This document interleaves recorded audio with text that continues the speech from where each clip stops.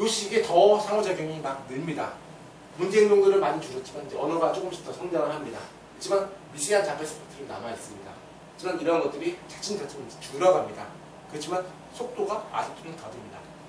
중기 단계에서 그 미세한 자폐 스펙트럼이 거의 다 없어지고 나면 후기 단계 됩니다. 이때부터는 언어나 인지가 속도가 붙고 말이 트이기 시작하는 시기입니다.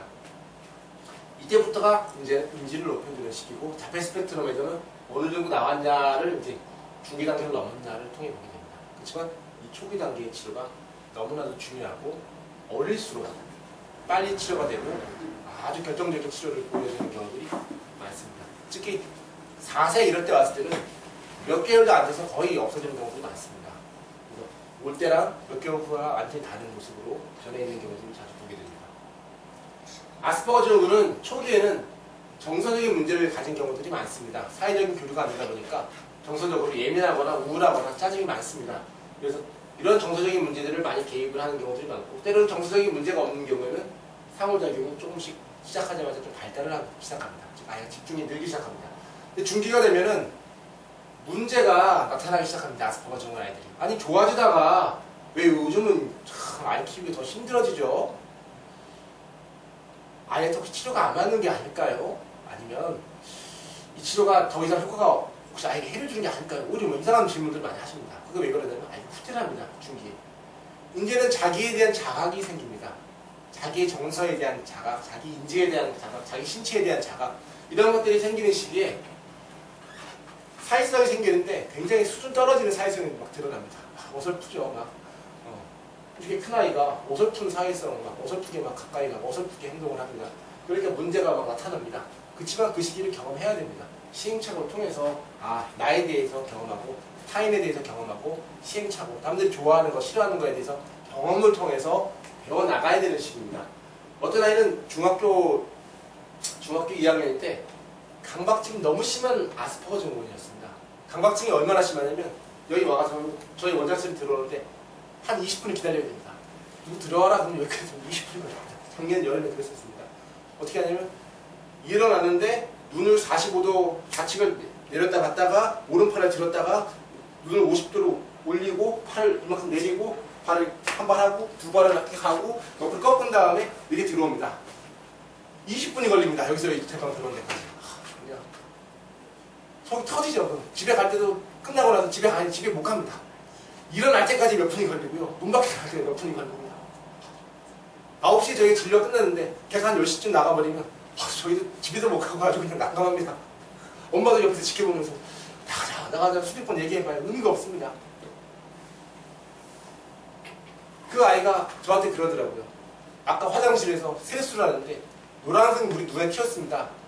그것 때문에 울고 화내고 불고 그것이 눈에 들어가서 망막에 수신경을 손상시키고 그것이 장기에 들어가면 어떻게 되냐부터 시작해서 30분 동안 얘기를 하는데 아무리 얘기해도 이게 의미가 없습니다. 작년 여름에 그랬었던 아이가 지금은 그런 강박증 의사들이 한 80% 이상 많이 커졌습니다. 사실 그냥 들어옵니다. 조금 더디게는 들어오고 들어나가고 뭐 그런 얘기가 없거든요 지금. 근데 지금 이 친구는 다른 문제를 보이고 있습니다. 이때는 학교를 가가지고 아무 생각 없이 학교를 갔다가 나왔습니다. 교육관계 제로였는데 이제는 친구들이 보이기 시작하는 겁니다. 이 친구들은 나를 어떻게 볼까? 어떻게 내가 해야 될까? 불편해서 이제는 학교를 안 가려고 합니다. 문제가 나타나죠. 집에서 어머님이 더 힘들어합니다. 그때 힘들어한 거랑 또 다른 문제는 이제 학교를 안 가고요. 자기 생각이 생겼습니다. 예전에 아무 생각 없이 학교 갔습니다. 그런 모습을 갖고 학교도 가고 나왔습니다. 학교에 안 가면 큰일 날 정도로 생각하고 중기가 되니까 또 다른 양상으로 힘들어지는데 지금 강박증이 호전이 됐음에도 자기 자각이 생기니까 타인이 보이기 시작하는 겁니다. 지금 그 단계에 있습니다. 이 단계를 넘어서고 나면 이 아이는 정서적으로 편하고 자기 의사나 감정과 정서의 교류와 이런 것들이 많이 좋아질 것으로 보입니다. 아마 올 겨울 정도는 돼야 좀 안정이 되지 않겠나 이렇게 생각을 하고 있습니다. 후기층 되면 아스퍼거 증후군 아이들은 치료가 안 될 것처럼 대부분 알고 계시는데 편안하고 대화가 잘 되고요. 사회적인 교류가 많이 좋아지고 자기 의사 표현이 굉장히 세밀해집니다. 근데 그것이 이제 이런 과정들이 토대로 이렇게 안정이 되는데 이런 것들을 좀 이해를 해주셔야 됩니다. 지적장애는 겁이 많고 긴장돼 있고 뭔가 역시 사회성이 떨어집니다. 지적장애도. 치료를 하다 보면 차츰 말이 막 늘고 언어 발달 지연에 있는 아이도 말이 많이 늘립니다. 표현도 많이 생기고요. 자기 고집도 생기고 말싸움도 할 수 있고 이제는 대전 능력이 생깁니다. 꾸준히 좋아집니다. 지적장애 치료는 그냥 언어 발달 장애 꾸준히 좋아집니다. 하지만 그 공포감, 불안감, 집중력에 대한 문제들이 후기까지 얼만큼 완벽하게 치료가 되느냐가 이제 예후가 달려있다고 보시면 됩니다. 지적장애 아이들은 치료 예후는 좋은데 역시 중간에 역시 고집이 많이 생기면서 많이 저항이 생기고 사춘기가 한두 번 지나갑니다. 그 과정을 잘 넘기시면 아이가 많이 좋아집니다. 정말 불치병일까 이것들이 약이 없으니까 불치병으로 이제 얘기를 하게 되는데 결국은 이 발달 장애의 질환의 수준이 어느 정도 되는지에 대한 이해가 있어야 되고요. 그리고 뇌 신경의 발달에 개입을 할 수 있는지에 대한 이해가 필요합니다. 그리고 기능이 개선되는 과정이 좋아만지긴 하지만 후퇴와 호전을 반복하면서 좋아질 수도 있다는 것에 대한 이해를 해주셔야 됩니다. 그러한 과정들을 토대로 어느 시점에 아이가 기능이 점점 발달합니다. 우리가 등산을 할 때 한 번도 안 올라간 등산을 하려고 그러면 굉장히 불안합니다. 내가 과연 저 등산을 올라갈 수 있을까? 자신이 없죠. 발달장애를 가진 부모님들의 마음들은 똑같습니다. 이 아이가 나을 수 있을까에 대한 불안감이 많습니다. 왜냐? 이 아이들이 완치를 해본 경험이 없기 때문입니다. 내가 본 적도 없고 내 입장에서 처음인데 이 아이가 완치된 경험이 없기 때문에 자신이 없습니다. 치료가 잘하고 있는 건지 좋아져도 치료가 잘하고 있는 건지 아닌지도 헷갈리고요. 나빠지도 헷갈리고 그대로 가도 헷갈리고 방향도 못 잡고 치료에 대한 어떤 계획도 못 잡고 그냥 항상 불안하고 걱정은 많이 됩니다. 잘 가고 있어도 치료가 중단이 되는 경우도 많았고요. 치료가 제대로 안 되고 있는데도 그냥 치료를 하시는 분들도 많습니다. 즉 방향 자체, 치료에 대한 어떤 목표라든지 계획 이런 거에 대한 어떤 정보 자체가 너무 부족하고 이해가 잘 안 되기 때문에 그렇습니다. 그만큼 이 치료가 어렵다는 것을 의미합니다. 이번에는 이제 사례를 몇 가지 사례를 보여드릴 겁니다. 그래서 최근에 치료를 받으신 학부모님들이 얼굴을 실제로 보여주신 분도 계시고요. 얼굴은 이제 공개 안 하시고 이제 하신 분들도 있습니다. 사례를 보여드리면서 잠깐 사례를 설명드리고 몇 가지 질문을 받고 오늘 강의를 마치도록 하겠습니다. 안녕하세요. 저는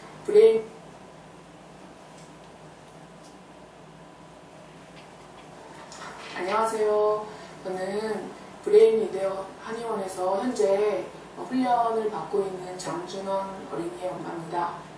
제가 처음 브레인 리더 한의원에 오게 된 계기는요. 이게 굉장히 긴데 저희 아이가 태어났을 때 좀 다른 아이들과 달랐어요. 생김새는 똑같았는데 굉장히 짜증이 많고 그래서 정말 일어나서 잠들 때까지 계속 울기만 했어요. 그래서 그게 처음에는 이게 영아산통 콜릭이라는 거구나 해서 이제 100일까지 넘겼는데 그래도 계속 울더라고요. 한 8개월 됐을 때는 주먹을 쥐고 울고 얼굴이 빨개져서 계속 막 이렇게 진짜 땅바닥을 치면서 아이가 계속 울었는데 그래서 그때까지만 해도 그냥 아이가 어디가 아픈가 보구나. 그래서 또 아이를 데리고 병원에 가봐도 그냥 이 아이는 크게 건강상의 문제가 없는 아이다. 그래서 이유를 모르고 저도 그로 해서 갑상선 기능 항진에 우울증에 여러 가지 이제 질병을 앓게 되었어요. 그래서 이 아이가 26개월이 되었을 때 처음 소아정신과에 가봤어요. 혹시 이게 ADHD 이런 거 아닐까 싶어서 갔는데 가서 그 의사 선생님께 굉장히 혼이 났어요. 아이는 지극히 정상인데 엄마가 너무 신경감입니다. 여기 멀쩡한 아이를 가지고 괜히 그냥 안달복달해서 아이가 그런 걸로 인해서 스트레스를 받고 있는 것 같다 이런 얘기 들었어요. 지금 와서 가장 후회되는 게 그때 브레인 리더 한의원에 와서 그런 치료를 했으면 느리오피드 치료를 하고 청각 치료, 그 훈련을 했으면 그때 했으면 지금보다 더 나았을 텐데 하는 훈련 후회가 지금도 되게 많이 남아요. 그래서 내가 많이 부족했구나, 내가 멀쩡한 아이를 또 괜히 그랬구나 하는 자책에 그냥 조금 이 아이는 좀 다른 애들과 다른데 그냥 사람이 다 다른데 그냥 성향도 다르고 기질도 다른데 내가 너무 그랬구나 하면서 또 그냥 키웠어요. 그러다가 이제 아이가 만 3돌이 지나서 어린이집에 보냈는데 그 다음부터 아이의 짜증과 강박이 정말 강박이라고 그때는 몰랐지만 정말 너무 공포스럽게도 아이를 힘들게 했어요. 그래서 아이는 풍선을 달라고 했다가 풍선을 주면 울고, 풍선을 터트려달라고 울고, 풍선이 터지면 터진다고 울고, 뭐 달라고 했다가 울고, 싫다고 울고, 계속해서 울고, 그 다음에 강박이 심해져서 무조건 빨간색이 보이면 다 찢거나 버렸어요.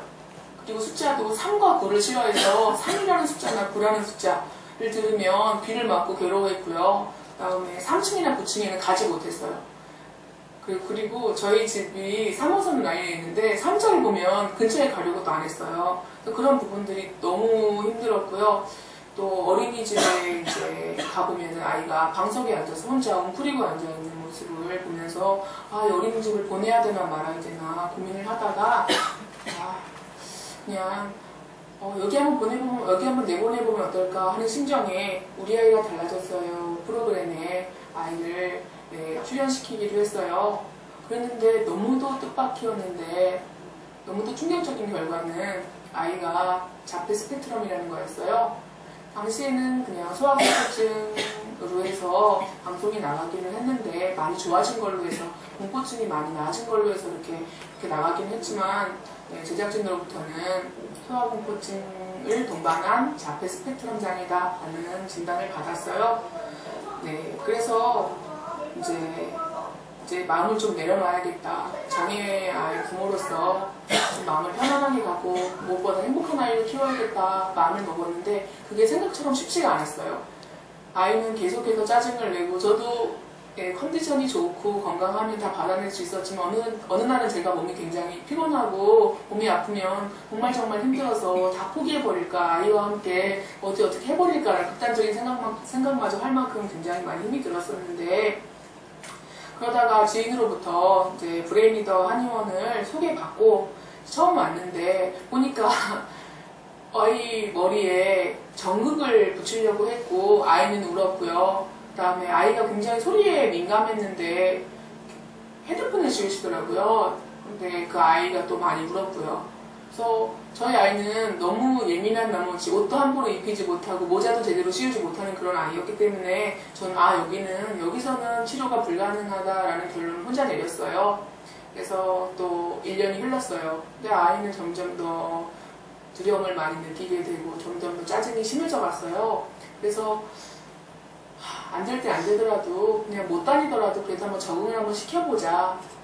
그래서 이제 브레인 리더 한의원에서 이제 치료를 받기로 원장님하고 이제 상담을 하고 다니기 시작했어요.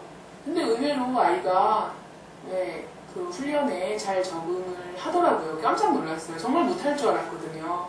아, 정말 애가 7층에서 넘어갈 거다. 저러다 죽겠구나 라고 생각했는데 그래도 의외로 되게 잘 받아주고 아이가 이제 그런 훈련을 즐거워하면서 이렇게 다니게 돼서 굉장히 놀라웠어요. 그런데 굉장히 되게 신기한 게요. 처음에는 이렇게 좋은 것만 있을 줄 알았는데 먼저 처음 상담 중에 원장님이 그렇게 말씀을 하셨어요. 아, 이 훈련을 시작하면 굉장히 짜증이 많이 올라올 거다. 숨겨져 있었던 분노가 표출이 되면서 억눌렸던 화가 막 올라오면서 여러 가지 이상 행동들을 할 것이다 라는 말씀을 하셨는데 뭐 그렇겠거니 얘가 여태까지 짜증을 냈던 애인데 얘가 보통 애가 아닌데 이미 낼 것도 다 냈을 텐데 뭐가 더 숨겨진 화가 있겠느냐 해서 그냥 생각을 크게는 안 하고 있고 그냥 한 달 정도 지속이 된다고 했으니까 한번 버텨보자라는 생각도 있고요. 그래서 이제 훈련이 지속이 됐는데 한 일주일쯤 지나니까 아이한테 틱이 왔어요. 그래서 눈 깜빡거림이 시작됐어요. 그래서 눈을 깜빡거리고 그 다음에 이를 이렇게 가는 소리를 내더라고요. 이를 가르고 눈을 깜빡깜빡거리고 주변 부모님들은 굉장히 걱정하셨어요. 아니 애를 치료하러 보냈는데 아이가 더 나빠져서 왔다. 틱은 없는데 틱까지 생겼다 이제. 그래서 원래 원장 선생님께서 그런 부분을 미리 말씀을 해주셨다 했는데 그 다음에는 이제 모든 걸 다 입에 넣고 빨기 시작했어요. 한 2돌 지났을 때 빠른 행동은 이제 많이 없어져서 지금 지나갔구나 했는데 정말 손가락, 발가락을 다 집어넣고 빨고 벽도 빨고 유리 벽도 빨고 심지어는 바닥에 들어 누워서 바닥까지 빨더라고요. 너무 심란했고 그 다음에 그냥 빠는 것에 그치지 않고 옷 같은 걸 다 물어뜯기 시작했어요. 그래서 정말 어떻게 감당이 안 되더라고요. 그러면서 짜증은 제가 여태까지 봐온 짜증의 그런 강도가 아니었고 정말 제가 어떻게 감당이 안 될 정도로 제가 아니 원래대로 돌려주세요. 사무장님한테도 여러 번 말씀드렸는데 저 아이 원래대로 좀 어떻게 돌아갈 수 있는 거예요? 저 아이 원래대로만이라도 좀 돌려주세요 하면서 정말 울면서 전화 드린 적이 여러 번 있었는데 근데 정말 그때는 진짜 이게 뭔가 이게 부작용이구나 이게 안 맞는 거구나 아이한테 내가 정말 부모로서 해서는 안 되는 걸 했구나 했는데 그럴 때마다 원장 선생님께서 한 주만 더 견뎌봐라 한 주만 더 견뎌봐라 했는데 그 시간이 지나면서 아이가 짜증이 줄었어요. 짜증이 점차 줄어들기 시작하면서 눈 마주침이 좋아지면서 아이가 밝아졌어요 굉장히. 그래서 네, 그런 부분들이 처음에 너무도 놀라웠죠. 그래서 그냥 주말에 아이를 이렇게 데리고 있어 보면 계속 울던 아이가 계속 이렇게 번글번글 싱글싱글 웃기 시작하고요. 항상 이렇게 즐거워하더라고요.